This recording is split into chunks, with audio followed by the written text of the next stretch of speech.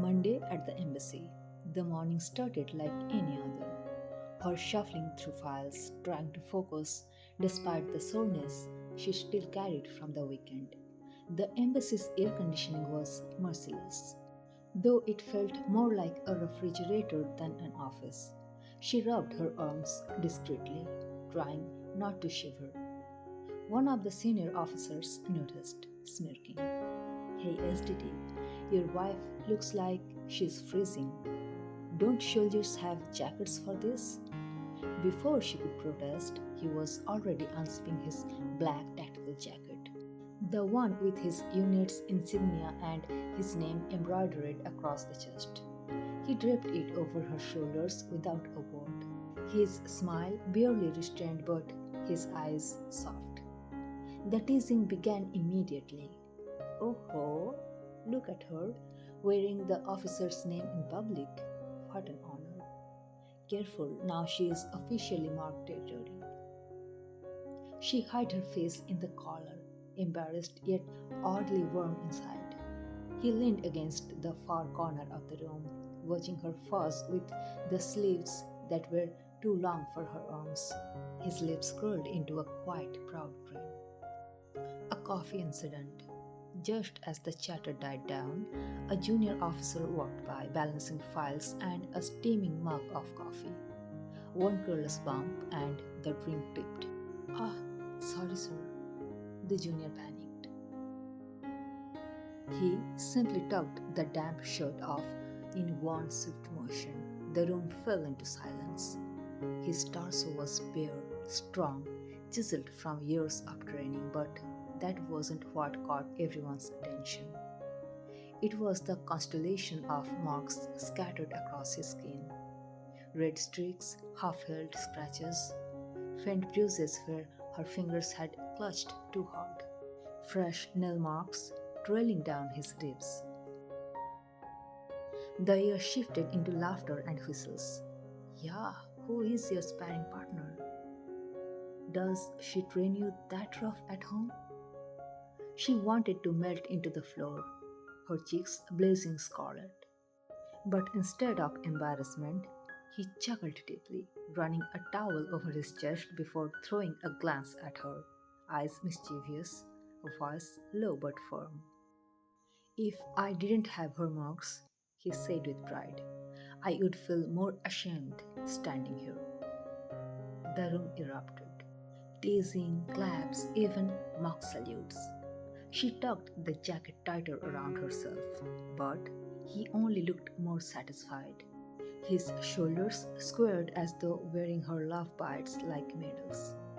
And though she tried to hide her face, her lips betrayed her, curving into a small, shy smile. By the lunchtime, the members rolled around.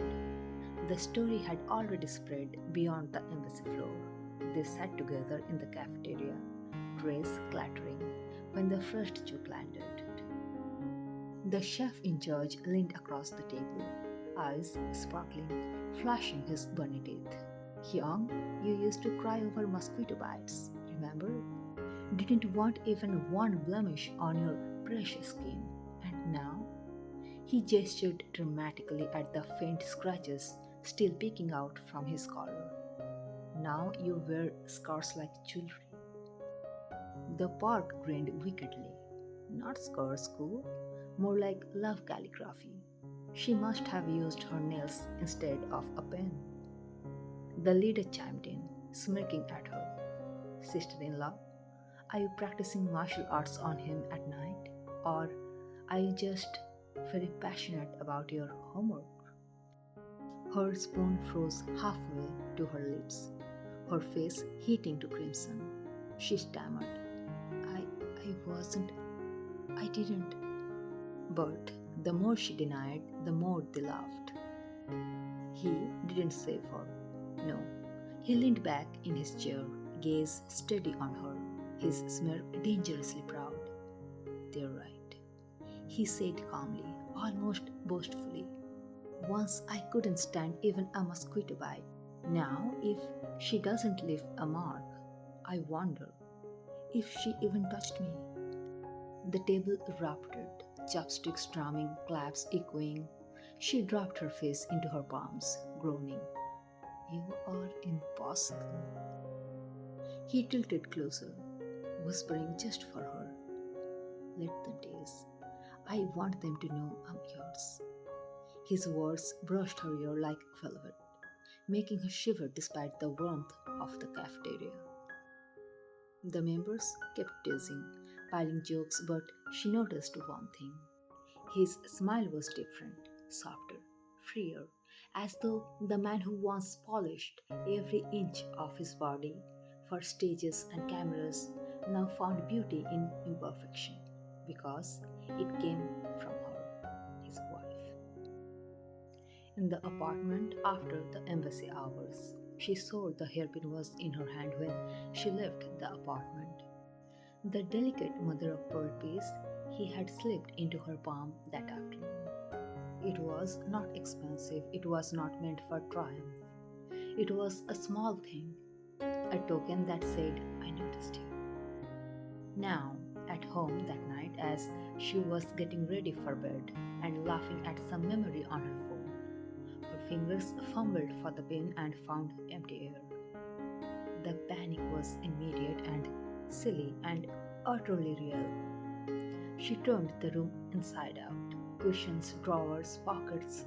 She replayed every aisle of the embassy in her memory in tiny, frantic loops. "Where is it?" she whispered to the quiet apartment. He had already stepped into the shower, the water whispered behind the closed door. She went to the small trash bin by the vanity, the place she used to toss her used tissue, the little wrappers she didn't think twice about. As she opened the lid, with some ridiculous hope that the pin might be there, her eyes caught on a tissue, glinting at the bottom. Her hand plunged in. Her fingers closed on the soft paper, plastic, and something else. Sleek, folded, and unmistakable. The crumpled remnant of a wrapper, and with a quick, sickening glance, a used. The world narrowed to the sterile image for a long, suspended second. Plastic, used, discarded, the hairpin, her hairpin, was not there. She didn't scream. She didn't fling the bin across the room. She sat down on the floor with the bin between her knees and let the breath go out of her in a single broken sigh. The air felt blown out of the space between her ribs. Her mind did what a broken heart does. It filled the empty spaces with every cruel possibility. She imagined faces in newsprint, headlines she would skimmed in passing, rumors she would laughed off and refused to own. She imagined him with strangers, a life she had never been part of, that were not hers, hands that had not learned her contours the way his hands had.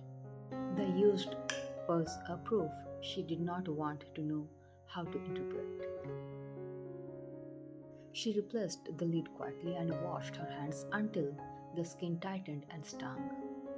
She folded herself into bed with her back to him. For once, there was no small words, no arms to draw comfort from. She slept with an ache that was sharper than any muscle soreness. He woke after hours of restless pacing to a cold, empty side of the bed. Her absence from his embrace felt wrong in a way that made his stomach hollow. He checked her temperature, her pulse, familiar, methodical gestures he had performed on her. In the worst circumstances, no fever, no sign she was physically ill. But she had not eaten her snack. The toothbrush was untouched. Her hair was still braided neat. He found the small pink thread of her hairpin, the one he had wrapped in tissue, not on the vanity but in the pocket of his jacket. He had put it there absent-mindedly after the embassy hours, thinking to place it in her jewelry dish the next morning. A cold slide of panic put the rest of his day to shame. He watched her not breathe but move like a ghost in the apartment that morning. The smallest gesture clipped and professional. He realized with a rising dread that something had become a wall between them.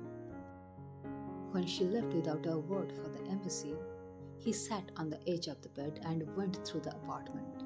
He checked her bags, her slippers, the trash. The little bin by the vanity had a faint smell, and the lid had been replaced neatly. He opened it. There it was, the discarded, the wrapper folded inside. His brain stalled for a second. A million scenes flashed, but the rational part of him, the man who knew how to read situations, to deconstruct attacks and accidents, worked faster. He thought of the night before, their soju, their laughter, the way he had insisted on protection because she had flitted between being brave and worryingly careless about her health. He remembered fishing a used wrapper out of nowhere after they had stumbled to bed, because she had asked him to be safe when she had been hazy and incoherent. He and she had used the one. He had meant to throw it properly away later, but he had not. But later that afternoon, he felt the full horror of what one careless bean and one missing hairpin could do to the woman who trusted him. She had found it. She had not accused, not yet. She had gone silent. She had slept without his arms. When he replayed the scene of him carelessly tossing a used object into a bin, he understood how that action, innocent in his head, could read as betrayal in hers. That evening, he could not stand it. He found her at the balcony, the city spilling neon. The distance between them a physical thing. She turned without surprise. The coldness had settled into her face. He crossed to her and gently, almost painfully, took her wrist in both hands. She flinched. Her eyes were rimmed red.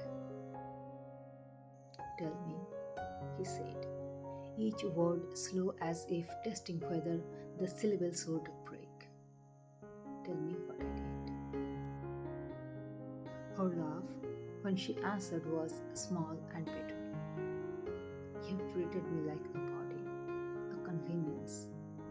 There is not a fine line. You made it clear. I am a partner for your desires, not your life." Her voice rose with a grief that had sharpened into something almost like steel. "I saw in the bin. You haven't bothered to hide it even. Do you know what that did to me?" He heard her, and for the first time in the conversation, the bedrock of his control cracked. "You found used in the bin," he said quietly.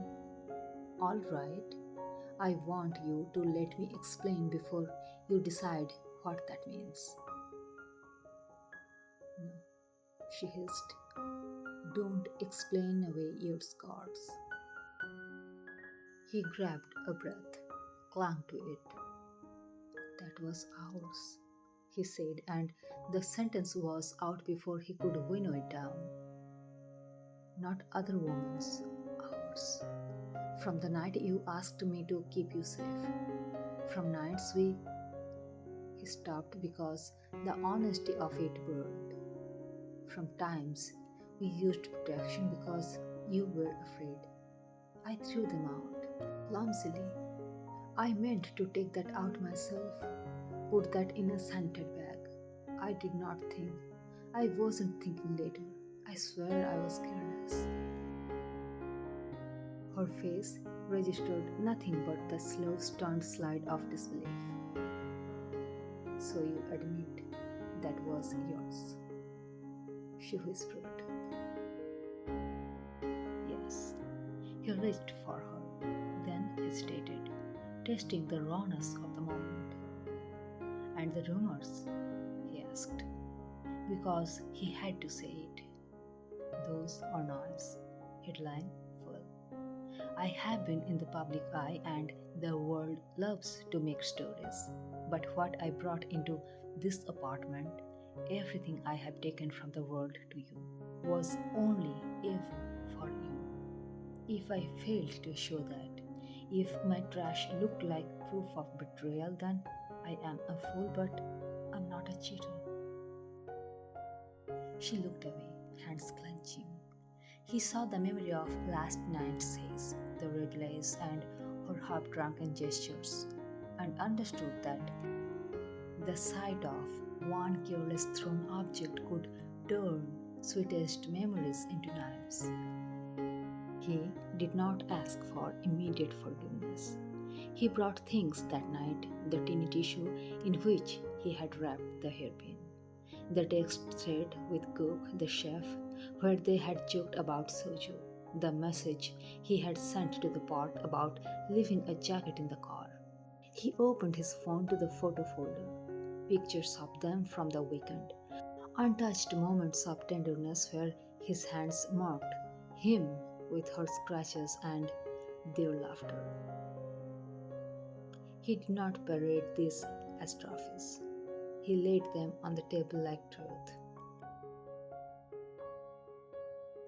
This is us. His fingers trembled as he tapped through images.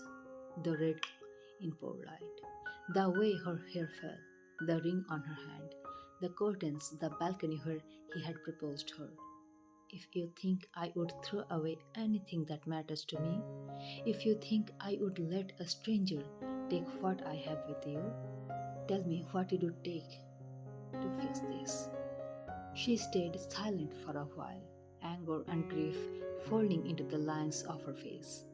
Finally, in a voice so small he had leaned in just to hear, she said, you treated me like an object to be handled, and you were careless with what proved our intimacy. How am I not supposed to imagine worse? He sank to the floor and took her hands in his. Then let me be clumsy for you and careful 1,000 times more. Let me prove it with actions, not words. I am so sorry I made you question me. If I made you feel like nothing, then I have been the greatest fool. I will sweep that bin every day if I must, to make sure you never find a new reason to doubt me. It did not fix everything in one night. She did not throw herself into his arms and dissolve. Trust mends slowly, stitch by stitch, ordinary act by ordinary act.